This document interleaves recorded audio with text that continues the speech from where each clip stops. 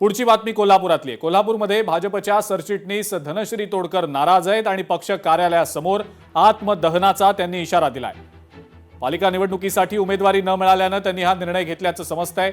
उद्या भाजपच्या पक्ष कार्यालयासमोर आत्मदहनाचा इशारा त्यांनी दिलेला आहे।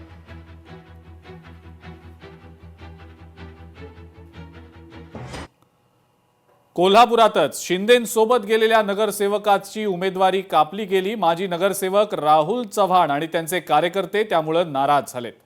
उमेदवारी अधिकृत असल्याचं गृहीत धरून कामाला लागलो होतो, पण पक्षानं माझा केसानं गळा कापला, अशी नाराजी चव्हाणांकडनं आता व्यक्त करण्यात आलेली आहे। मी देखील ह्याच अंधारात होतो की मला उमेदवारी मिळायलाच पाहिजे, कारण की एकनाथ शिंदे साहेबांचा एकमेव नगरसेवक जर कोल्हापुरात कोण असेल तर एकमेव नगरसेवक राहुल सुभाष चव्हाण हे शिवसेनेचे एकमेव नगरसेवक एकनाथ शिंदे साहेबांबरोबर पहिल्यापासून ठामपणे पाठीशी उभा राहिलेले।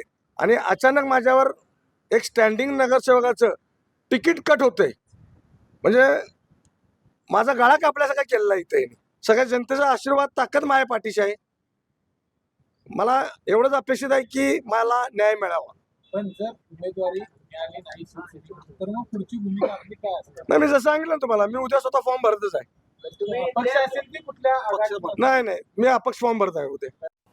छत्रपती संभाजीनगरमध्ये सुद्धा भाजप आणि शिवसेनेच्या युतीमध्ये तीव्र नाराजी आता समोर आलेली आहे। जागा वाटपात शिवसेनेच्या कार्यकर्त्यांवर अन्याय होत असून युती तोडायला हवी असं वक्तव्य शिवसेना आमदार प्रदीप जयस्वाल यांनी केलेलं आहे। आम्ही आमदार राहतो, आमच्यासाठी घरी घरी जाऊन त्यांनी चिठ्ठ्या वाटल्या, त्या लोकांनी काम केलं आणि त्यांचं काम आहे, त्यांचं कर्तव्य त्यांना असं असेल तर युती तोडायला हवी। हो बिलकुल, शिंदेसाहेबांशी बोलणार आता, कारण शेवटी असं होत असेल तर जमणार नाही।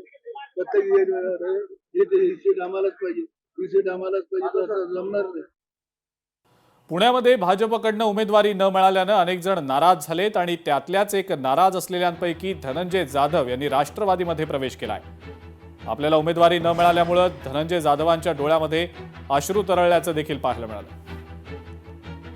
आज सकाळी मला कळालं की तुम्हाला उमेदवारी देण्यात येत नाही, तर मी विचारणा केली की बाबा काय एवढे वर्ष सातत्य ठेवून सुद्धा कोणतेही पद नसताना 2017 पासून कोणतेही पद नसताना मी भारतीय जनता पार्टीचं काम करतोय। 24 तास काम करत असताना माझ्यावर असा अन्याय का व्हावा? एखाद्या जो कामच करत नाही आणि शहराध्यक्षाच्या मागं पुढे फिरतो, त्याचं एवढंच फक्त काम आहे, त्याला तिकीट दिलं जातं लोकांच्यासाठी। माझ्या प्रभाग क्रमांक 27 मधील नवी पेठ पर्वतीमधील लोकांसाठी आणखी चांगलं काम करण्यासाठी म्हणून मी आज भारतीय जनता पार्टीचा राजीनामा देऊन राष्ट्रवादी काँग्रेस पार्टीच्या अजितदादा पवार यांच्या पक्षामध्ये प्रवेश केलेला आहे। तर धनंजय जाधव यांच्या डोळ्यामध्ये अश्रू तरळल्याचं पाहायला मिळालेलं आहे।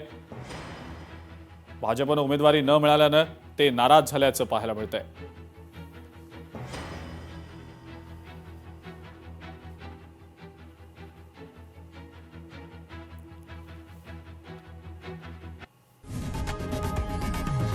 लोकशाही मराठी ऐका, पहा, जागरूक रहा।